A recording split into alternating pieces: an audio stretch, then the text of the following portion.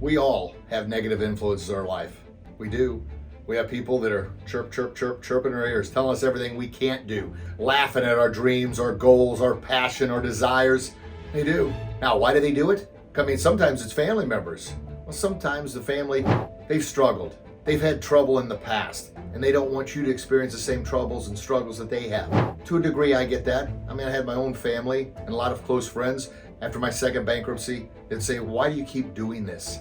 And I'd say, I know you can't understand, but I've got this passion, I got this desire to get this message out. I just don't have the right steps. I've got to do a better job of surrounding myself with people who help me believe in myself, but also help me get to that next level. Help me believe in the positive attributes that I have. But anything negative. And here's the thing about your mind. Boy, oh boy, does it seem to chew on negativity far more than it chews on positivity. I don't know why. That's because that's what we're surrounded by most of the time. However, we're able to surround ourselves with people that lift us up. I call them engines. Engines lift us up. They drive us, they push us, they help us not only believe in ourselves, but help us set goals, reach those goals, and then set more goals. And they're constantly talking about what you can do, that they believe in you. That's the engines in your life. But on the other side, oftentimes we've got more anchors in our life than we do engines. What anchors do, just the opposite. They pull us down, they hold us down. Those are those negative influences. Once again, chirping in our ear. And then of course, the meanest bully we'll ever face, the bully in our mind, it takes all that in. Anytime you've had a setback, a failure, anytime you're feeling kind of down, maybe depressed or negative, that bully in your mind goes to work, baby. And then it just constantly starts chewing on all your failures, all your setbacks, all your challenges, all your regrets, everything that you've ever done wrong. That bully, once again, chirp in your ear, telling you about that. And then you start.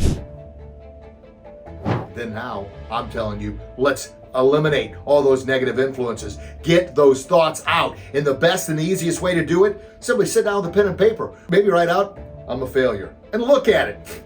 I'm not a failure. Cross that off. Oh, I'm not very smart.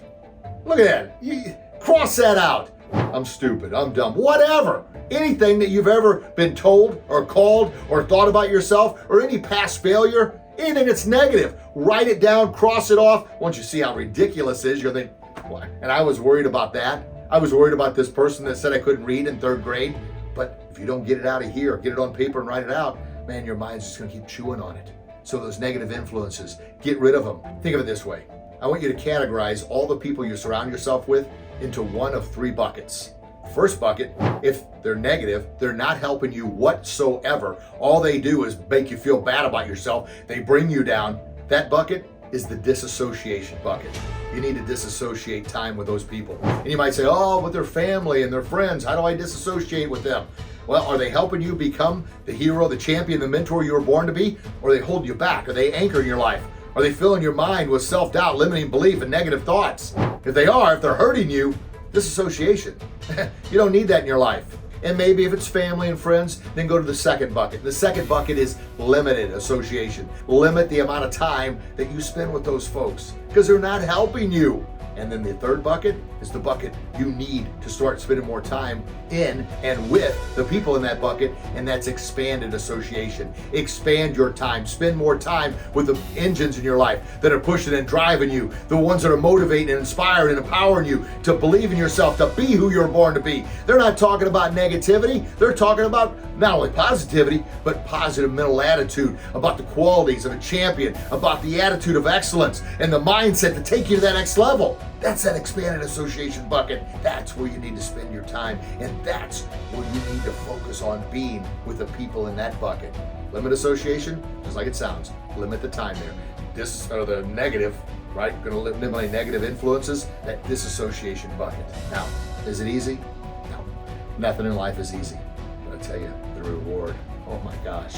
So the more you're able to spend less time in the disassociation bucket and the limited association bucket, the more time you're able to spend in the expanded association bucket, you're going to be able to eliminate those negative influences, and you are going to be the champion, the hero, the mentor that you were born to be.